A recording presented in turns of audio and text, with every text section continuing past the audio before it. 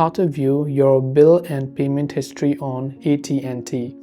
If you want to view your bill and payment history on AT&T, first of all, make sure that you've downloaded the myAT&T app and you just have to log into your respective account. So whether it's from the app or whether it's from the browser, just log into your myAT&T account, right? After you log in, you locate the section called Bill and Pay, usually found in the top navigation. And you can view your current bill and previous billing statements.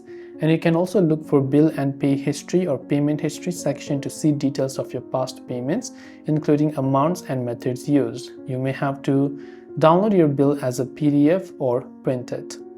This way you can view your bill and payment history on AT&T. I hope the video helped you out.